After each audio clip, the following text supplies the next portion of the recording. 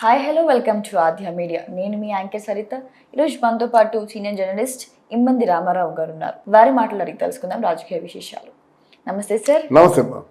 Sir, మన trending topics చూసుకున్నట్లయితే నిన్నటికి పవన్ కళ్యాణ్ గారిని అరెస్ట్ చేస్తారని వాక్యలు రావడం జరిగింది. ఎందుకంటే గత వారం నుంచి వాలంటీర్స్ని ఆయన అసభ్యకరంగా మాట్లాడినట్టు తెలిసిందే, మనకి విన్నాం. సో దాని గురించి మీరేం మాట్లాడతారు సార్? అంటే అసభ్యకరంగా మాట్లాడాడు అని అనడం కరెక్ట్ కాదమ్మా. అనుచితంగా మాట్లాడాడు అని అనుకోవచ్చు, అంటే వాళ్ళ దృష్టిలో.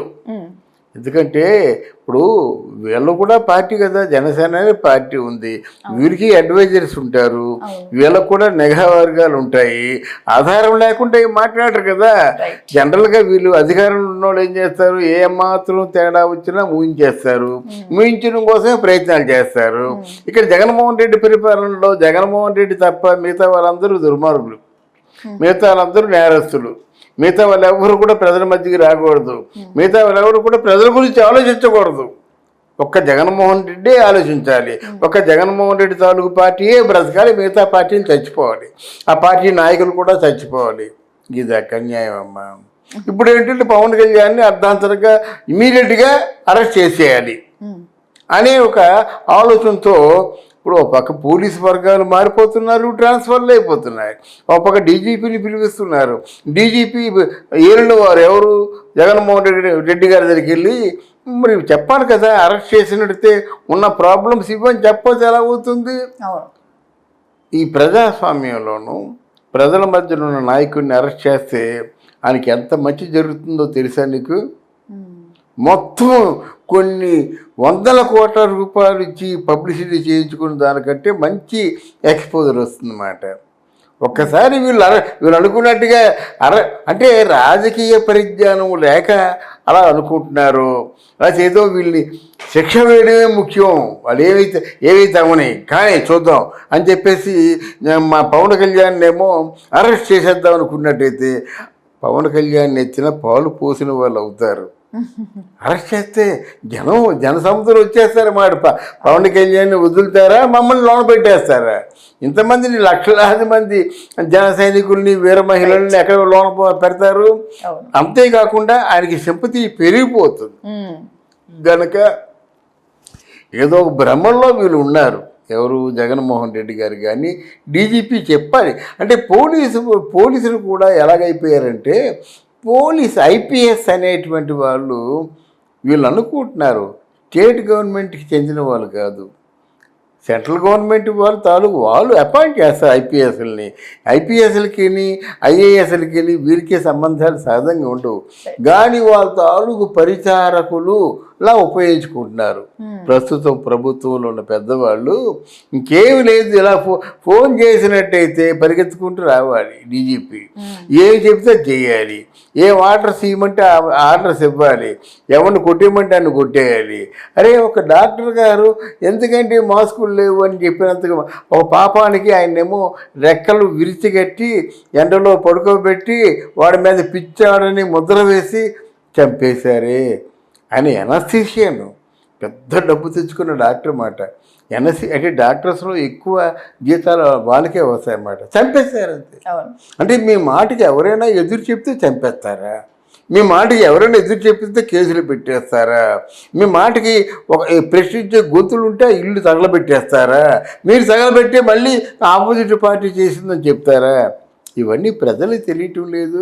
వాళ్ళు ఓపెన్గా చెప్తున్నారమ్మా, ఏమండి మా మీదేమో దొంగ కేసులు పెడతారనే భయంతో ఉన్నాం కానీ బాబో ఈడు ఎప్పుడు పోతాడో రావణాసురుడు అంటున్నారు.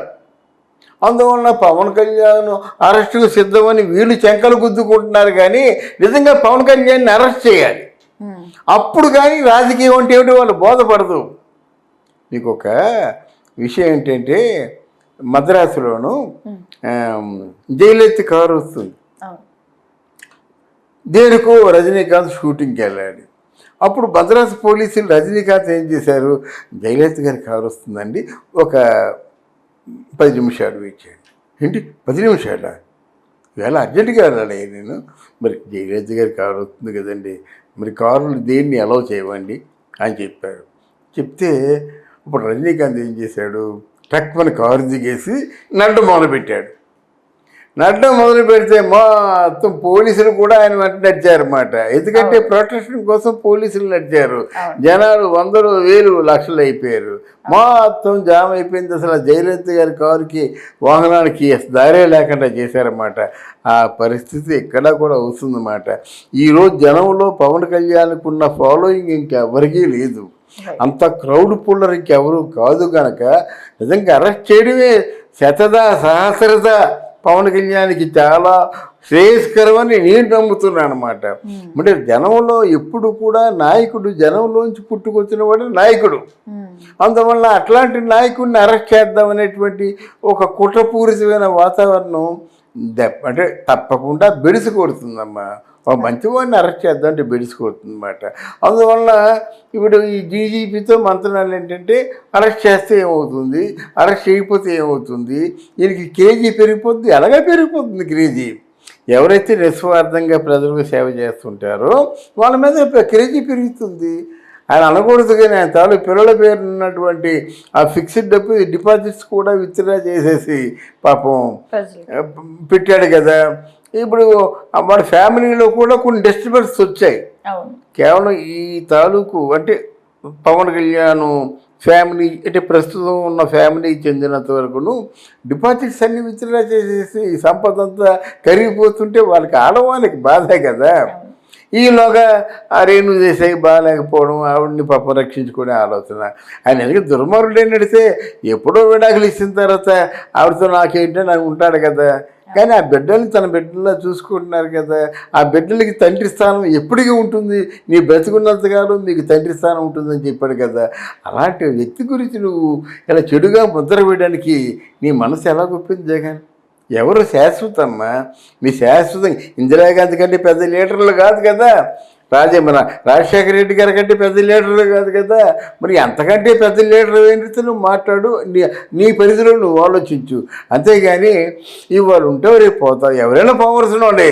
శాశ్వతంగా మిగిలింది అదేదో మంచి చెడు రెండు ఉంటాయి అన్నమాట. నువ్వు చేసిన మంచి పనులు అయితే 10 మంది చెప్పుకుంటారు. ఇప్పుడు గోదావరి బ్యారేజ్ కట్టాడు కాటన్ దొర, ఇప్పటికీ చెప్పుకుంటాం అయ్యో కాటన్ ధర అని.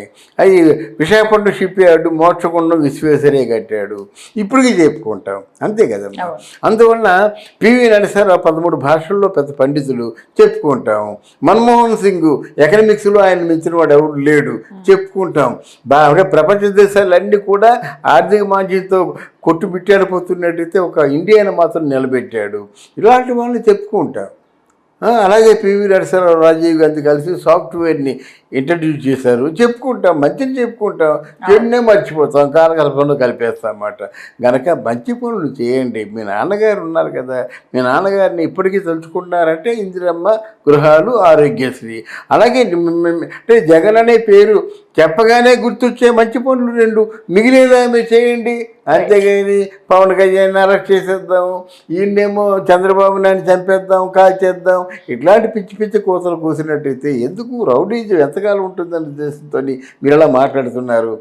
తప్పకుండా మీ తాలూకు ప్రతి చర్య కూడా రెస్పాండ్ అయ్యి మీకు భారీ మూల్యం చెల్లించుకునే రోజు మాత్రం అతి చేరువలో ఉందని చెప్తున్నాను. Thank you sir. Thank you so much. Thank you.